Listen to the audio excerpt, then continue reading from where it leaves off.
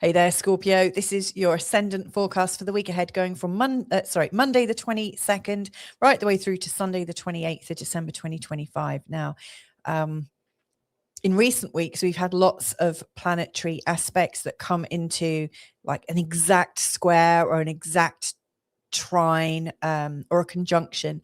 But in this week ahead, we've got two exact aspects that are worthy of conversation and interpretation, and also one planetary move. Two of them are involving Venus. So Venus is a really big theme in this week ahead, how we love, how we share love.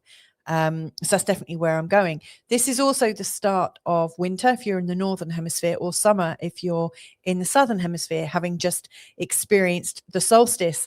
And so I also think that gives us an extra edge as well in this week ahead. So what I'm going to do is bring up the charts and pace you through this and hopefully lead you through it in such a way that makes the festive period, Christmas week, however you want to experience it, hopefully it makes it a bit smoother. Can be a time of year when people get really they really feel things at such a deep level. So yeah, let's see what comes up. If you're new to this channel, by the way, my name's Louisa. So welcome to Feel Good Astrology. So the slides are coming up now. And I just want to say a quick thank you to everybody that supports my channel. I really appreciate that. So these are the two charts. The first one, you can see the moon is in the sign of Capricorn. And by the time we come to the end of the week, the moon's going to be here in the sign of Aries. You'll see all the planets are just shifting ever so slightly. And Venus is coming out of Sagittarius and into the sign of Capricorn. There's not much on here. Usually I've got a whole list of things to mention. But in this week, we've got Venus in a square to Neptune. And we've also got Mercury in a trine to Chiron. And of course, Venus going into Capricorn. So the 24th feels like quite a big day. And of course, it's the day before Christmas. This is a day when often, it's normally when I do all of my shopping, it's often like high stakes. Yeah, so let's see what this means for you as somebody with Scorpio rising. Now, this chart is set for you and Scorpio rising. This is the first house, the second, the third, the fourth, the fifth, right the way through to the 12th house. Now, this is using a whole sign model. What that means is you've got the whole of Scorpio in the first house. But if when you look at your chart, you see the symbol for Scorpio and Sagittarius in the first house, then why not listen to Sagittarius as well? That would also be relevant to you. Anyway, so Scorpio rising then. What this means is right now we've got the sun and Mars and the moon in your third house right at the start of the week. And by the end of the week, we've got Venus, the sun and Mars together in a little stellium in the third house. They're in a very sort of concentrated packet of energy. The third house is all about how you feel within the community. I always think of it as, do you belong? You know, like, do you feel like you've got a great sense of belonging? Do you feel like you've got a great sense of purpose in that belonging? This is a time when we're often really quite busy with friends. It's quite social. It's quite local, taking us out and about, and so on and so forth. It's also a time when we're communicating a lot. We're chit-chatting away like little birds on a telegraph pole. And it's also a time when siblings and cousins and, you know, the kind of conversation that you might have been in, like the listening that you had in your childhood, you know, where everything feels really normal and natural.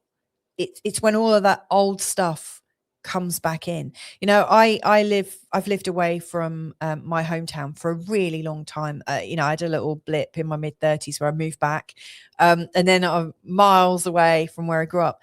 And you know, this third house is where you go back to the beginning. It's not to say you go home, but you're kind of surrounded in that energy of what home and that home community, that first community represented. You know, similar ethos, ethics, like talking patterns, you know, like, oh, how's the weather today? Or it's, you know, whatever it is, you know, those kind of conversations. It's that normality, that normal, everything is close to home, if that makes sense. And so it's interesting, like coming up to this Christmas period, it just feels like you're meant to be, you're as calm as connected to people as possible. And it's in the connections to others that you're gaining your sense of belonging, you're gaining your sense of connection, and you're feeling good about yourself. Now, we've also got Saturn and Neptune in the sign of Pisces. Now, this is your fifth house, 1, 2, 3, 4, 5. Your fifth house, which is a place where you want to feel more passion, a lot more joy, a lot more love. It's also a place where children are. It's also a place where we might want to be playful and do the things that we like to do. So I really see that in this week ahead, there's a big sort of dollop of being in your community, around friends, around people that you understand. No one feels foreign. Everyone feels very sort of normal to you and close to you. And you're also wanting to do a lot of the things that you love to do, that make you feel alive, that make you feel joyful. So that's the setting. Now, on Monday, the 22nd, the moon is coming to the end of Capricorn, makes a trine with Uranus, and comes into Aquarius and makes a conjunction with Pluto. Now, this is a very sort of potent day with lots of really strong emotions for other reasons, which I haven't got time to go into here. But it's a day when your resonant frequency is going to run wild. So, if you're angry and fed up and whatnot, Uranus and the moon are going to really amplify and speed it up and bring in more spontaneity and serendipity about your anger, and you'll have angry things go on. And then when the moon connects with Pluto, there's this kind of big power struggle. The moon and Pluto bring up really big emotions, strong, controlling emotions. So as you go into Monday, it's important to choose which energy you want, because the moon is moving from your third house of community and into the home. And of course, where the home, that's where your family is. So you probably don't want to bring a drama into your home. So if you were to say, set your theme for the day ahead quite rigidly on joy and expression and sharing, can you imagine what a difference that day would be? Like you would have spontaneity that allows you to have fun. You'd have spontaneity bringing people to your home or bringing gifts that you weren't expecting. It could be really, really turned around. So there could be a lot of collaboration on Monday, but you have to seed it. You can't just leave it to chance. It's really important that you take responsibility for that. And then on the 24th, that's Wednesday, the 24th, so Christmas Eve, we've got quite a big theme, and it's exact. Now, Venus, that's at that point in your second house, which is a place of our self-esteem for sure, is in an exact square with Neptune. Now, Neptune and Venus are both harmonics of love. Venus is earthly love, physical bodily love, the love that we know in all our relationships. And Neptune represents that kind of unconditional love that lots of people yearn for. And Neptune in the fifth could show our love for our children, or our love for our idealized idea of what love would look like, with your dream partner, or, it's almost an impossible love. We know it's possible, and yet it's not.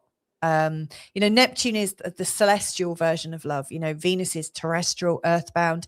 Neptune is that kind of spiritual version, which is really hard to bring down to earth and ground. And so this tension between Venus and Neptune, I think, is really bringing up the conundrum of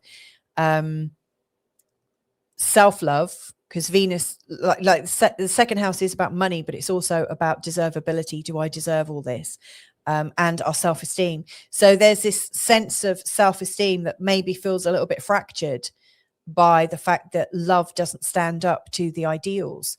And of course, that's leading into Christmas Day, which, if you're celebrating, whether you celebrate Christmas or not, I just think this week is always crazy. Like, working rotas go out of kilter, and there is a shift in things, and so I just think the ideals of having this kind of beautiful love, with this rose-colored fog, and it does feel like a fog. It's almost like there's this dream that can't be reached, and there's a dissolving expectation. Maybe you're ideas about love are dissolving. Maybe you're realizing that something real needs to be birthed, and it's like growing pains. It's almost like there's a longing for something that can't quite manifest. And we might feel like we've overgiven and we've undergiven to ourselves. Venus here is really showing us where our holding illusions is making us suffer and not feel good enough. And so that's a really strong energy. It's definitely something, if you recognize that, it's definitely something to work on before you go and spend 2 days with your family or whatever's happening, because those kinds of themes get stronger, don't they, when we're under pressure. On the same day, Venus then goes into Capricorn. And to me, that's an indication that, after the dream and realizing maybe that dream's not possible, we come back down to earth and we're thinking about sober, grown up ways of loving. We might have boundaries. We take responsibility for our emotions, and and we're not so rose tinted glasses. This is us coming into our bodies again. And recognizing we need to love ourselves first and be quite practical with love. So I do think the 24th could be quite a stressful day, especially if you've got that as a theme, something to watch out for. But then by Christmas Day, the moon is heading into Pisces, and the moon in Pisces is really quite giving and definitely sharing.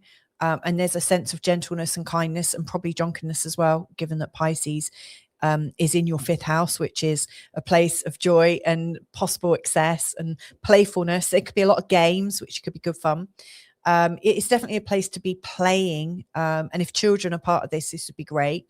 The moon in Pisces is going to be quite helpful on Christmas Day, but there's also some lovely energies. The moon is making sextiles to, just going to move this along so you can see it a bit better, but the moon is going to be making sextiles to Venus and the Sun and Mars, and also coming into a conjunction with the North Node. This is great to get back on track with the people you love and to start to feel like you belong again. So I think this is really quite helpful. And then on Saturday, the 27th, it feels like, okay, that's done.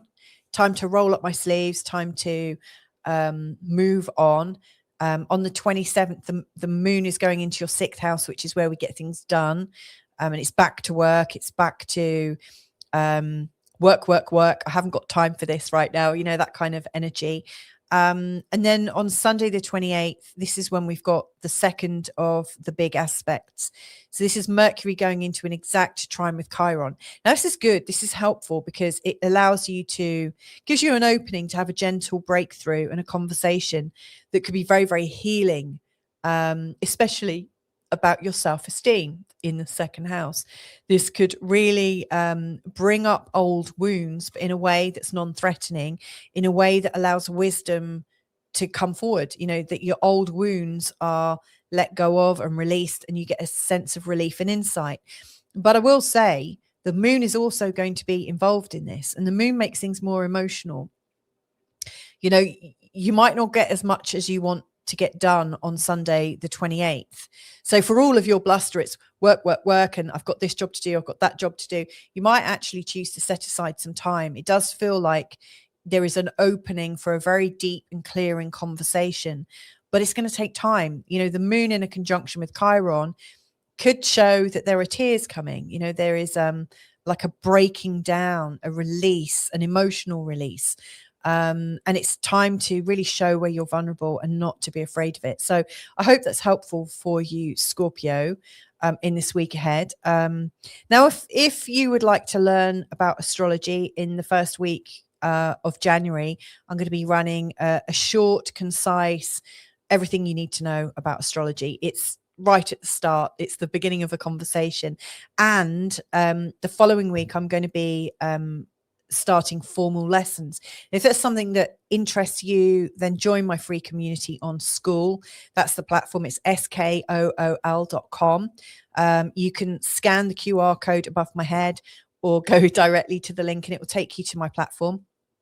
You might not want to learn, but if you want extra forecasts, for instance, I do Monday to Friday forecasts on my School platform and other things besides. So again, just go to skool.com, join my free community. And then there's a lot more resources there for you. So hopefully you have a beautiful week ahead. Maybe we'll connect, who knows, but have a beautiful week, beautiful celebration, and wishing you a beautiful time. And hopefully I'll catch up with you again real soon. Lots of love. Bye for now.